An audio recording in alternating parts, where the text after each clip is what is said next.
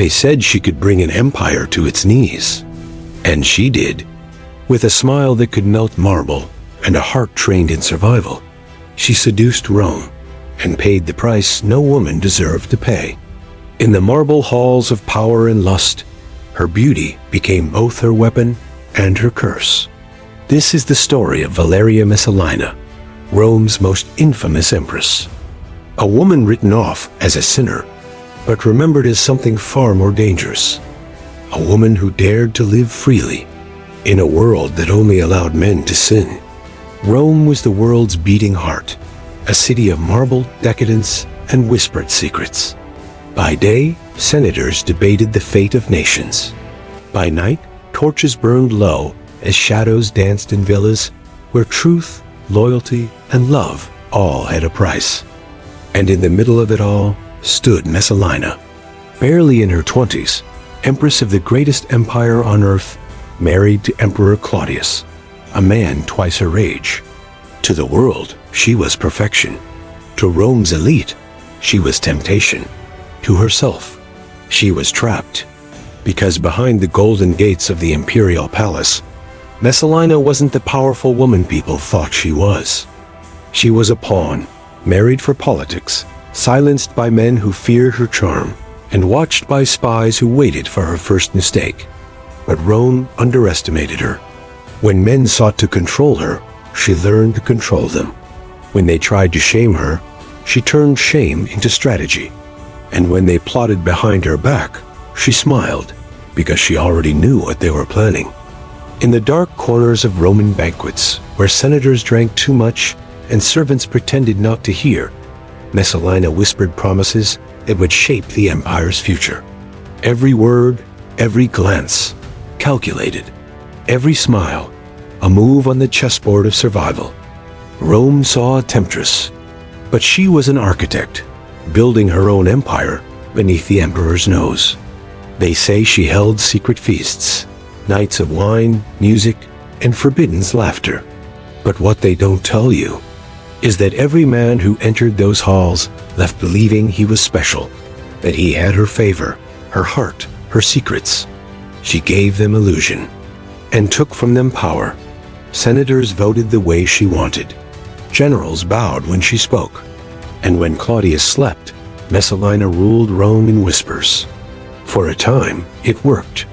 The empire spun at her fingertips, and Rome, the eternal city, danced to her rhythm. But power in Rome is like fire.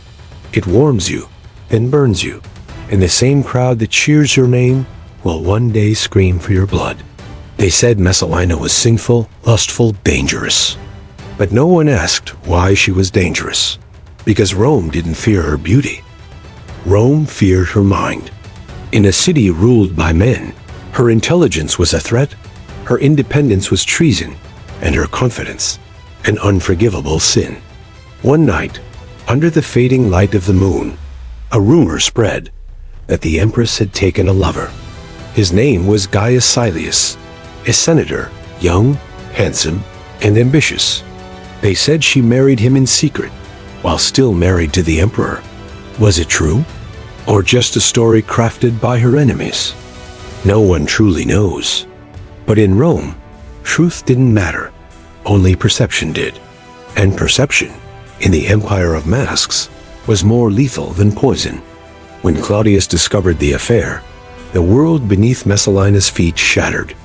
The same men who once smiled at her table now whispered her death. Servants vanished overnight. Her allies melted away like wax under the Roman sun. Messalina fled through the gardens of the imperial palace, barefoot, weeping. The same corridors that once echoed with laughter now filled with silence and fear. History says she begged for mercy. But Rome does not forgive women who play its game too well. Imagine her, the most powerful woman in the world, alone, betrayed, hunted by the very empire she helped shape. A mother torn from her children.